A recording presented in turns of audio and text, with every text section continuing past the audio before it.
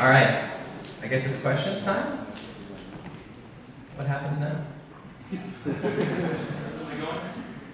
I can beatbox. So, good everything. Congratulations. I complain all the time on Twitter, and that's how I get customer support. And WestJet solved my problem. I have so many examples. You just look through my Twitter feed. Why? What's wrong with Twitter as a tool, right? I go on, I complain.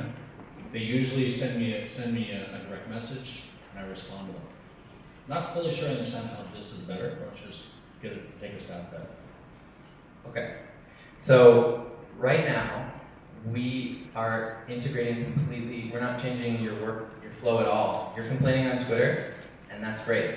So you have a larger following than most people do, right? So we're really targeting people who don't have an influential status, who don't feel satisfied when their problems go unheard and unsolved. Like, I would say a lot of people don't have their issues solved. Some people do, but there is certainly a need for people who want their voice to be amplified. And that's what our product offers. We're building that audience. We're focusing on user acquisition, getting to the next level where we have this large audience that brands will start to pay attention to, and you don't want to be on the wall of shame. You want to be on the wall of fame. So I can shout directly onto your platform, and you will put it on to... No, it's automatic. So my mother that's not on Twitter, what are you going to do for her? Well, that's a different market altogether. Call centers are fine for that, but there is a trend towards not calling anymore and moving towards social solutions.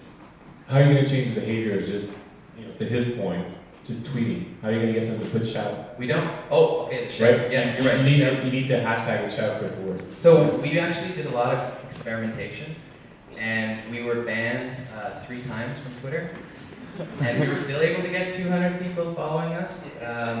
So we've been experimenting with our algorithm. We can any hashtag that we feel is relevant can go in on the back end, and it'll pull that into the wall of shame.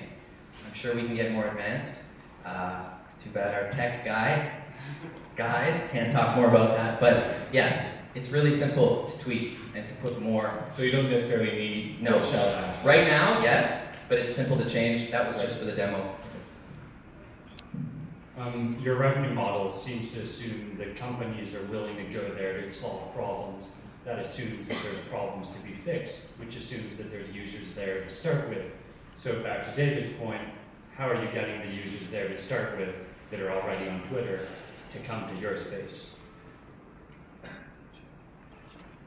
All right, so we've been talking about the people that don't have a large influence on Twitter. So already that's like a first target where you would be able to kind of differentiate and make them want to come there. Another acquisition strategy, the goal of this wall of shame, is to create kind of a buzz, because people, we've seen that with Sachi.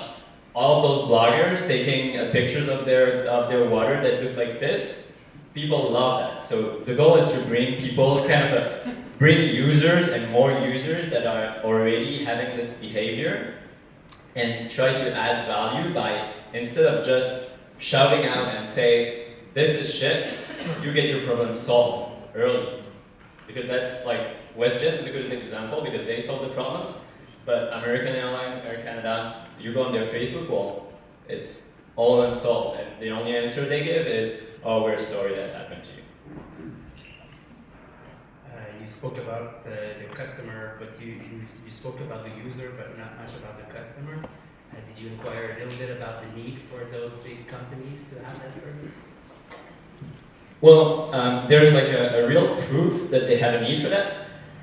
All right, there's a real proof that there's a need for that, and it's that 6 out of the 8 biggest airline in North America, their first link they have on their Facebook and Twitter, it's not their webpage, it's what? Customer support.